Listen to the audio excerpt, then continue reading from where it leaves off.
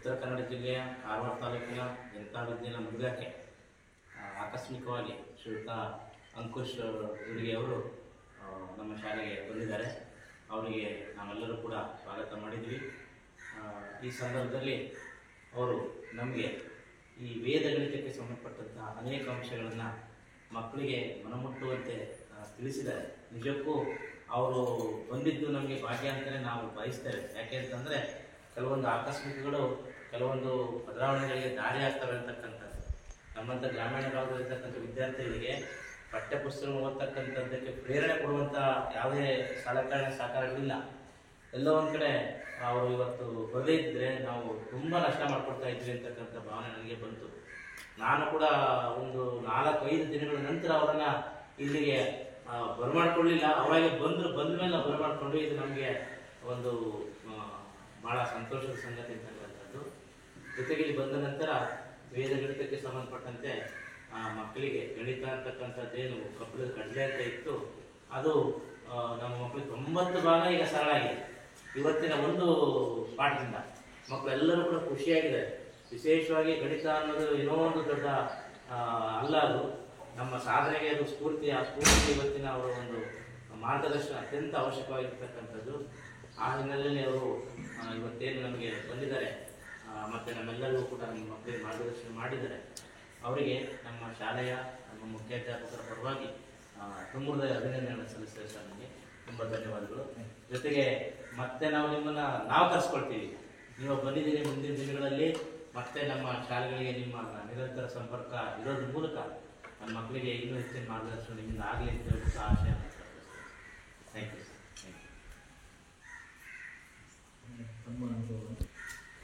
ನಮ್ಮದು ಜನತಾ ವಿದ್ಯಾಲಯ ಮುದುಗ ಶಾಲೆ, ಕಾರವಾರ ತಾಲೂಕು, ಉತ್ತರ ಕನ್ನಡ. ನಾನು ಈ ಮುಖ್ಯಾಧ್ಯಾಪಕಿಯಾಗಿ ಕೆಲಸ ನಿರ್ವಹಿಸ್ತಿದ್ದೀನಿ. ನನ್ನ ಹೆಸರು ವೀಣಾ ಮಾಳಿಗೆ ಅಂತ ಹೇಳಿ. ನಮಗೆ ಇವರು ಅಂಕುಶ್ ದುರ್ಗಿ ಸರ್ ಅವರು ಬಂದಿದ್ದು ಬಹಳ ತುಂಬ ಸಂತೋಷವಾಗಿದೆ. ನಮ್ಮ ಮಕ್ಕಳಿಗೆ ವೇದ ಗಣಿತ ಹಾಗೆ ಅವರು ಇಂಗ್ಲೀಷ್ ಗ್ರಾಮರನ್ನು ಹೇಳ್ತಾರೆ. ಸರ್ ಇಂಗ್ಲೀಷ್ ಪ್ರೊಫೆಸರ್ ಆಗಿ ಕೆಲಸ ನಿರ್ವಹಿಸಿದವರು. ಅವರ ಒಂದು ನಾನು ವಾಟ್ಸಪ್ಪಲ್ಲೆಲ್ಲ ಗಮನಿಸ್ತಾ ನೋಡ್ತಾ ಇರ್ತಾರೆ. ಅವರು ಹಾಕ್ತಾ ಇರ್ತಾರೆ, ಯೂಟ್ಯೂಬ್ಸನ್ನೆಲ್ಲ ನೋಡ್ತಾ ಇರ್ತೀನಿ. ಆದರೆ ಅದರಲ್ಲಿ ಗಮನಿಸಿದಾಗ ನಮ್ಮ ಮಕ್ಕಳಿಗೆ ಅಂತ ಅವಕಾಶ ಬೇಕಾಗ್ತದೆ. ಆದರೆ ಅವರನ್ನು ಕಾಂಟ್ಯಾಕ್ಟ್ ಮಾಡಿದ್ರೆ ನಮಗೆ ಒಂದು ಸ್ವಲ್ಪ ಕಷ್ಟಗಳು ಆಗ್ತದೆ. ಯಾಕೆಂದರೆ ಅವರೆಲ್ಲ ಮೋಟಿವೇಶನ್ ಕೊಡೋದ್ರಲ್ಲಿ ಹೆಚ್ಚಿನ ಗಮನವನ್ನು ಅವರು ವಹಿಸ್ತಾ ಇರೋದ್ರಿಂದ ಈಗ ಅಚಾನಕ್ಕಾಗಿ ನಮ್ಮ ಶಾಲೆಗೆ ಬಂದಿರೋದು ತುಂಬ ಸಂತೋಷ ಆಗ್ತದೆ. ಯಾಕೆಂದರೆ ನಮ್ಮ ಮಕ್ಕಳಿಗೆ ಇಂಥ ಒಂದು ಅವಕಾಶ ಸಿಗೋದೇ ಅಪರೂಪ ಆಗ್ತದೆ ಸರ್. ಹಾಗಾಗಿ ಅವ್ರು ಬಂದದ್ದು ಬಹಳ ಉತ್ತಮ ರೀತಿಯಲ್ಲಿ. ಈಗ ನೀವೇ ನೋಡಿದ್ರಿ ಇವತ್ತಿನ ಕ್ಲಾಸ್ನಲ್ಲಿ ಅವರು ವೇದ ಗಣಿತವನ್ನು ಹೇಗೆ ನಮ್ಮ ದಿನನಿತ್ಯ ಜೀವನದಲ್ಲಿ ಹೇಗೆ ಅಳವಡಿಸ್ಕೊಳ್ಬಹುದು, ನಾವು ಅಂದರೆ ನಮ್ಗೆ ಎಷ್ಟು ತಾಸಿನ ಅವಧಿ ಸಿಗುತ್ತೆ ಮತ್ತು ವರ್ಷದಲ್ಲಿ ನಾವು ಯಾವ ರೀತಿ ಗಣಿತದಲ್ಲಿ ಆಗಿರ್ಬೋದು ಜೀವನದಲ್ಲಿ ಹೇಗೆ ಅಳವಡಿಸ್ಕೋಬೋದು, ನೀವು ಯಾವ ರೀತಿ ಮುಂದೆ ಬರ್ಬೋದು, ಸೂಪರ್ ಪವರ್ ಆಗ್ಬೋದು ಅನ್ನೋದನ್ನು ನಿಮ್ಗೆ ಅವ್ರು ತಿಳಿಸ್ಕೊಟ್ಟಿದ್ದಾರೆ.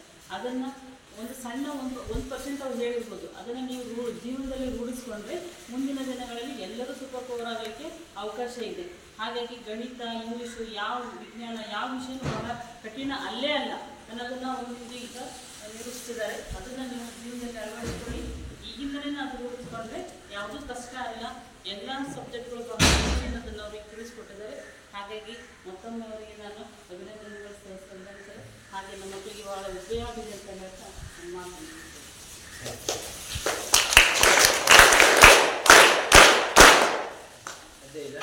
ನಾನು ಅಂಕುಶ್ ದುರ್ಗಿ ಎಂದು ಬೆಳಗಾವಿಯಿಂದ ಬಂದಿದ್ದೇನೆ.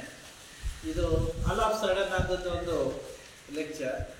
ಸಾಮಾನ್ಯವಾಗಿ ಪ್ಲಾನಿಂಗ್ ಇರಲಿಲ್ಲ, ಅದಕ್ಕೆ ಯಾವುದೂ ವ್ಯವಸ್ಥೆ ನಾವು ಮಾಡಿರಲಿಲ್ಲ. ಆದರೂ ಕೂಡ ತಕ್ಷಣ ನಮ್ಮ HM ಅವರು ಮತ್ತು ನಮ್ಮ ಜೆ ರಂಗನಾಥ್ ಸರ್ ಅವರು ಮತ್ತು ಎಲ್ಲ ಉಳಿದೆಲ್ಲ ಟೀಚಿಂಗ್ ನಾನ್ ಟೀಚಿಂಗ್ ಸ್ಟಾಫ್ದವರು ಎಲ್ಲ ಸ್ಟೂಡೆಂಟ್ಸ್ ಸೇರಿ ನನ್ನ ಒಂದು ಈ ಲೆಕ್ಚರ್ಗೆ ಭಾಳ ಅನುಕೂಲ ಮಾಡಿಕೊಟ್ಟದಕ್ಕಾಗಿ ಮತ್ತು ವಿಶೇಷವಾಗಿ ಎಲ್ಲ ಸ್ಟೂಡೆಂಟ್ಸ್ ಸೂಪರ್ ಒಳ್ಳೆ ಲೆಕ್ಕದಲ್ಲಿ ಆನ್ಸರ್ ಮಾಡಿದ್ದಾರೆ. ಅದೊಂದು ವಿಶೇಷ ಒಂದು ಆನಂದ ನನಗೆ ಕೊಡುತ್ತೆ.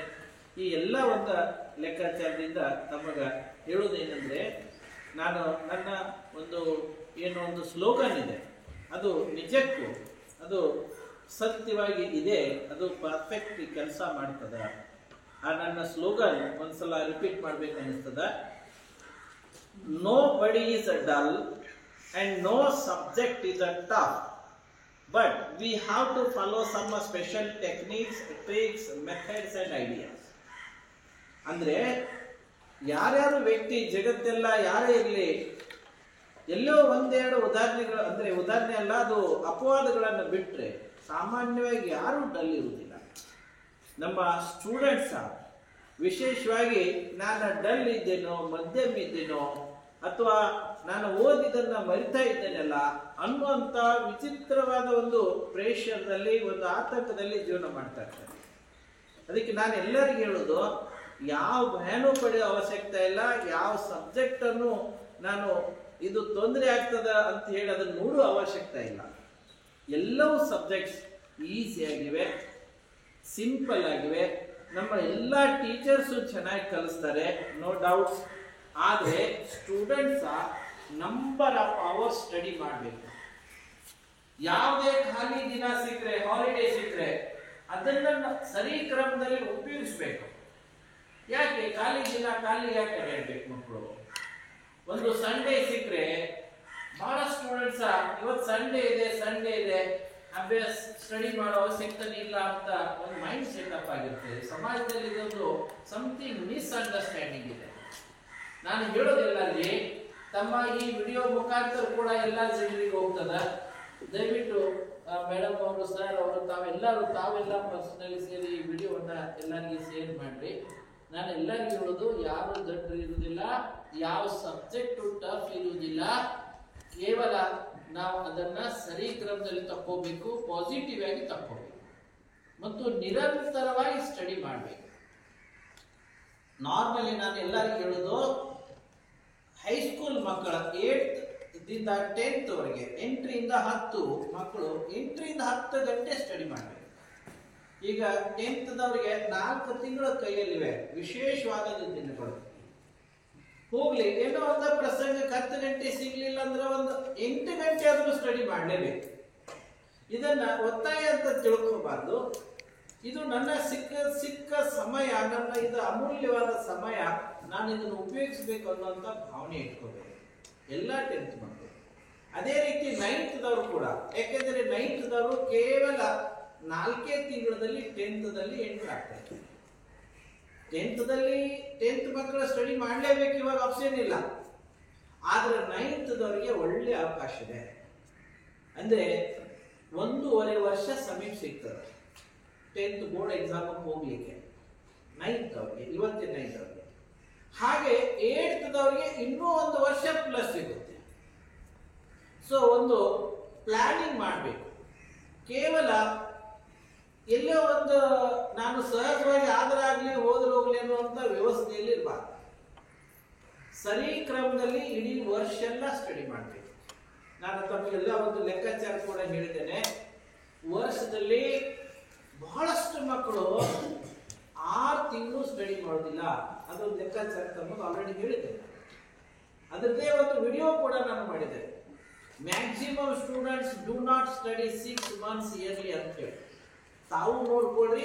ಆ ವಿಡಿಯೋ ಬೇರೆದವರಿಗೆಲ್ಲ ಶೇರ್ ಮಾಡಿ. ಇನ್ನು ಬಹಳಷ್ಟು ಥಿಂಗ್ಸ್ ಇವೆ. ಜೊತೆಗೆ ಈ ನಂಬರ್ ಆಫ್ ಅವರ್ ಸ್ಟಡಿ ಮಾಡಬೇಕು, ಖಾಲಿ ದಿನಗಳನ್ನು ಚೆನ್ನಾಗಿ ಉಪಯೋಗಿಸಬೇಕು, ಫುಲ್ ಸ್ಟಡಿ ಮಾಡಬೇಕು. ಮತ್ತು ಇದರ ಜೊತೆಗೆ ವೇದಿಕ್ ಮ್ಯಾಥ್ಸ್ ನಿಂದ ಬ್ರೈನ್ ವೇವ್ ಸೂಪರ್ ಆಕ್ಟಿವ್ ಆಗ್ತದ. ಇದು ಸತ್ಯ. ಡೆಫಿನೆಟ್ಲಿ ನನ್ನ ಎಷ್ಟೋ ಸಾವಿರಾರು ಮಕ್ಕಳಿಗೆ ನಾನು ಇದನ್ನು ಯೂಸ್ ಮಾಡಿದ್ದೇನೆ. ನನ್ನ ಸ್ವಂತ ಮಕ್ಕಳಿಗೆ ಯೂಸ್ ಮಾಡಿದ್ದೇನೆ, ಸ್ವಂತಕ್ಕೆ ನಾನು ಯೂಸ್ ಮಾಡಿದ್ದೇನೆ. ಬ್ರೈನ್ ಸೂಪರ್ ಆಕ್ಟಿವ್ ಆಗ್ತದ ಮತ್ತು ಯಾವ ಬೋರ್ನು ಆಗೋದಿಲ್ಲ. ಯಾವ ಸ್ಟಡಿ ಇಲ್ಲಿ ಕುಂತಾಗ, ಕ್ಲಾಸ್ ರೂಮ್ದಲ್ಲಿ ಎಲ್ಲೇ ಕುಂತಾಗ ಸ್ಟಡಿ ಮಾಡುವಾಗ ಬೋರ್ ಆಗೋದಿಲ್ಲ. ಮತ್ತು ಇದು ವೇದಿಕ್ ಮ್ಯಾಥ್ಸ್ ನಿಂದ ಬ್ರೈನ್ ಸೂಪರ್ ಆಕ್ಟಿವ್ ಆಗ್ತದ. ಆಟೋಮೆಟಿಕ್ ಆಲ್ ಸಬ್ಜೆಕ್ಟ್ ಸೂಪರ್ ಆಗ್ತವೆ. ಮ್ಯಾಥ್ಸ್ ಅಂತೂ ಫಸ್ಟ್ ಟಾರ್ಗೆಟ್. ಜೊತೆಗೆ ಮುಂದೆ ಹೋಗಿ ಎಲ್ಲವೂ ಕಾಂಪಿಟೇಟಿವ್ ಎಕ್ಸಾಮ್ದಲ್ಲಿ ಹೆಲ್ಪ್ ಮಾಡ್ತಾರೆ. ಆ ಒಂದು ಲೆಕ್ಕದಲ್ಲಿ ದಯವಿಟ್ಟು ಎಲ್ಲರೂ ಇದನ್ನು ಯೂಸ್ ಮಾಡ್ಕೊಳ್ಳಿ. ನಮ್ಮ ಶಾಲೆಯ maths, syllabus maths super fast ಆಗ್ತದೆ ವೇದಿಕ್ ಮ್ಯಾಥ್ಸ್. ಕಾರಣ ಈ ಶಾಲೆಯ ಮ್ಯಾಥ್ಸ್, ಮಾಡರ್ನ್ ಮ್ಯಾಥ್ಸ್ ನಾವೇನಂತೀವಲ್ಲ, ಇದು ನಿಂತದ್ದೇ ವಿಶೇಷವಾಗಿ ನಿಯರ್ಲಿ 100% ವೇದಿಕ್ ಮ್ಯಾಥ್ಸ್. ನನ್ನ ಎಲ್ಲ ವಿಡಿಯೋದಲ್ಲಿ ನೋಡ್ಬೋದು. ನಾನು ಯಾವುದೇ ಲೆಕ್ಕ ಇರಲಿ ವೇದಿಕ್ ಮ್ಯಾಥ್ಸ್ದಲ್ಲಿ ಮತ್ತು ಮಾಡರ್ನ್ ಮ್ಯಾಥ್ಸ್ದಲ್ಲಿ ಲೆಕ್ಕಗಳನ್ನು ಬಿಡಿಸಿಕೊಡ್ತಾ ಇದ್ದೇನೆ.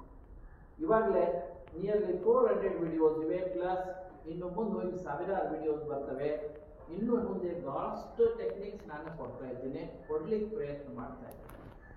ತಾವು ಎಲ್ಲರಿಗೆ ಇದನ್ನು ಶೇರ್ ಮಾಡಿ. ನನ್ನ ಯೂಟ್ಯೂಬ್ ಚಾನಲ್ ಹೆಸರಿದೆ ಅಂಕುಶ್ ದುರ್ಗಿ, 4 ಭಾಷೆಗಳಲ್ಲಿದೆ, ಕನ್ನಡ, ಮರಾಠಿ, ಹಿಂದಿ, ಇಂಗ್ಲಿಷ್.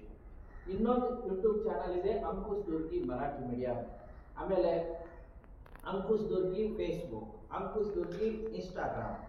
ತಮ್ಮದು ಕೂಡ ಒಂದು ಚಿಕ್ಕ ವಿಡಿಯೋ ಬರ್ತಾ ಇದೆ. ನಾನು ಇವತ್ತು ನೈಟ್ ಅಥವಾ ನಾಳೆಗೆ ನಾನು ಅಪ್ಲೋಡ್ ಮಾಡ್ತಾ ಇದ್ದೇನೆ. ತಮ್ಮ ಶಾಲೆ ಇತಿಹಾಸ ಬಹಳ ದೊಡ್ಡದಿದೆ. ಜನತಾ ವಿದ್ಯಾಲಯ ನಾನು ಒಂದಲ್ಲ ಎರಡಲ್ಲ 10 ಕಡೆ ತಮ್ಮ ಶಾಲೆಗಳಲ್ಲಿ ನನ್ನ ಒಂದು ಓದಿ ಬರೋ ಒಂದು ಬೆಳಕಿದೆ. ಓದಿ 20 ವರ್ಷದಿಂದ ನಾನು ದಾಂಡೇಲಿ ಜನತಾ ವಿದ್ಯಾಲಯ ಅಲ್ಲಿಂದ ಸ್ಟಾರ್ಟ್ ಮಾಡಿದೆ. ಅಲ್ಲಿಂದ ಬರ್ತಾ ಎಲ್ಲ ಕಡೆಗೆ ಸ್ವತಃ ಮೇಡಮ್ ಅವರು ಬಾಡದಲ್ಲಿ HM ಇದ್ದಾಗ ಅಲ್ಲಿ ನಾನು ಹೋಗಿದ್ದೆ. ಅವರು ಇಂಗ್ಲಿಷ್ ಸಬ್ಜೆಕ್ಟ್ ಇರೋದ್ರಿಂದ ನಾನು ಮುಂಚಿತವಾಗಿ ಇಂಗ್ಲಿಷ್ ಗ್ರಾಮರ್ ಬುಕ್ ಅನ್ನ ಬರೆದು ಅವ್ರನ್ನ ಅಡ್ವರ್ಟೈಸ್ ಮಾಡ್ತಾ ಇದ್ದೆ. ಈ ಉಳಿದದ್ದೆಲ್ಲ ನಾನು ಸ್ವತಃ ಸ್ಟಡಿ ಮಾಡಿದ್ದು ಸೈನ್ಸ್, ಕಂಪ್ಯೂಟರ್ ಸೈನ್ಸ್ ಮತ್ತು MA English, MA Hindi, MPhil, ಇವಾಗ PhD. ಈಗ ಒಂಥರ ಸೈನ್ಸ್, ಕಂಪ್ಯೂಟರ್ ಸೈನ್ಸ್, ಆರ್ಟ್ಸ್ಗಳಲ್ಲಿ ಪ್ರವಾಸ ಮಾಡಿದ್ದೇನೆ. ಇನ್ನು ನಡೀತಾ ಇದೆ ಪ್ರವಾಸ, 60 ದಾಟ್ತಾ ಇದೆ. ನನ್ನ ಮಕ್ಕಳು, ಇಬ್ಬಿಬ್ಬರು ಮಕ್ಕಳು ಇವಾಗ 2 ತಿಂಗಳ ನಂತರದಲ್ಲಿ ಸೈಂಟಿಸ್ಟ್ ಆಗ್ತಾ ಇದ್ದಾರೆ, ಲೆಕ್ಚರಿಂಗ್ದಲ್ಲಿ ಬರ್ತಾ ಇದ್ದಾರೆ. ಅದಕ್ಕೆಲ್ಲ ಬೇಸ್ ಇದೆ ವೇದಿಕ್ ಮ್ಯಾಥ್ಸ್. ಮತ್ತು ವಿಶೇಷ ಇನ್ನೊಂದು, ನನ್ನ ಫ್ಯಾಮಿಲಿಯಲ್ಲಿ ಒಂದು ಆಯುರ್ವೇದಿಕ ನಾವೆಲ್ಲ ಆಹಾರ ಪದ್ಧತಿಯನ್ನು ಫಾಲೋ ಮಾಡ್ತಾ ಇದ್ದೀವಿ. ಆರೋಗ್ಯ ಬಹಳ ಚೆನ್ನಾಗಿದೆ. ಅದಕ್ಕೆ ನನ್ನ ಬುಕ್ಸ್ನಲ್ಲೆಲ್ಲ ನಾನು ಆಯುರ್ವೇದಿಕ್ ದಿನಚರ್ಯ ಇಟ್ಟಿದ್ದೇನೆ. ಅದನ್ನು ಯೂಸ್ ಮಾಡ್ಕೊಳ್ಳಿ. ಇನ್ನು ಉಳಿದೆಲ್ಲ ಥಿಂಗ್ಸ್ ಯೂಸ್ ಮಾಡ್ಕೊಳ್ಳಿ. ಒಟ್ಟಿಗೆ ಓವರಾಲ್ ಸ್ಟಡಿ ಇಂಪ್ರೂವ್ಮೆಂಟ್ಗಾಗಿ ನಮಗೆ ಹೆಲ್ಪ್ ಆಗ್ತದ. ಡೆಫಿನೆಟ್ಲಿ ಸೈಂಟಿಸ್ಟ್ ಆಗಲಿಕ್ಕೆ ಪ್ರಯತ್ನ ಮಾಡಿ. ಇಲ್ಲಪ್ಪ ನಮಗೆ ಸೈನ್ಸ್ ಆಗೋದಿಲ್ಲ ಅಂದ್ರೆ ಆರ್ಟ್ಸ್ದಲ್ಲಿ ಹೋಗಿ ಅದರ PhD ಮಾಡ್ಕೊಳ್ಳಿ. ಯಾಕಂದ್ರೆ ಇವತ್ತಿನ ದಿನಮಾನಗಳು, ಮುಂದಿನ ಬರೋ ದಿನಮಾನಗಳು, ಎಲ್ಲ ದಿನಗಳು ವಿಶೇಷವಾಗಿ PhDಯಲ್ಲಿ ಡೆಫಿನೆಟ್ಲಿ ನಿಮಗೆ ಸರ್ವಿಸ್ ಸಿಗುತ್ತೆ. ಬಡ ಮಕ್ಕಳಿಗೆ, ಬಡವರಿಗೆ ಸರ್ವಿಸ್ ಬೇಕು. ಆದ್ರೆ ನಾವು ಬಡವರಿದ್ದೇವೆ, ಏನಪ್ಪ ದುಡ್ಡು ಹೇಗೆ ಖರ್ಚು ಮಾಡೋದು ಅನ್ಕೋಬೇಡಿ. ಇವತ್ತು ಅನೇಕ ವ್ಯವಸ್ಥೆಗಳಿವೆ, ಗೌರ್ಮೆಂಟ್ದಲ್ಲಿವೆ, ಸ್ಕಾಲರ್ಶಿಪ್ಸ್ ಇವೆ. ಬಹಳ ಕಡಿಮೆ ಖರ್ಚದಲ್ಲಿ ತಾವು ಒಳ್ಳೆ ಎಜುಕೇಶನ್ ಪಡ್ಕೋಬಹುದು. ಬಹಳಷ್ಟು ಥಿಂಗ್ಸ್ ಮಾಡ್ಲಿಕ್ಕೆ ಆಗ್ತದೆ. ಅಡ್ಡಿಲ್ಲ, ತಮ್ಮ ಫ್ಯೂಚರ್ ಒಳ್ಳೇದಾಗ್ಲಿ. ನಮ್ಮ ಮೇಡಮ್ ಅವರು ಸುಮಾರು ವರ್ಷದಿಂದ, ಅನೇಕ ವರ್ಷದಿಂದ ನನ್ನ ಬುಕ್ಸ್ಗೆ, ನನ್ನ ಎಲ್ಲ ಸ್ಟಡಿ ಥಿಂಗ್ಸ್ಗೆ ಸಪೋರ್ಟ್ ಮಾಡಿದ್ದಾರೆ. ಸರ್ ಅವರು ಕೂಡ ಇತ್ತೀಚೆಗೆ ಪರಿಚಯವಾಗಿ ಅವರು ಸಪೋರ್ಟ್ ಮಾಡ್ತಾ ಇದ್ದಾರೆ. ಹಾಗೆ ನಮ್ಮ ಜನತಾ ವಿದ್ಯಾಲಯ ಬಹಳ ದೂರದಿಂದ ಸಪೋರ್ಟ್ ಮಾಡ್ತಾ ಇದೆ, ಡೈರೆಕ್ಟ್ಲಿ ಇಂಡೈರೆಕ್ಟ್ಲಿ ಅನೇಕ ಶಾಲೆಗಳನ್ನು ಅನುಭವ ಬಂದಿದ್ದೇನೆ. ಸೊ ಎಲ್ಲ ಲೆಕ್ಕದಿದ್ದು ತಾವು ಬಹಳ ದೊಡ್ಡ ಪ್ರಮಾಣದಲ್ಲಿ ನನ್ನ ವಿಚಾರಗಳನ್ನು ಹಂಚಿಕೊಳ್ಳಲಿಕ್ಕೆ ಅಮೂಲ್ಯವಾದ ಸಮಯ ಕೊಟ್ಟಿದ್ರಿ. I am very thankful to thank you very much.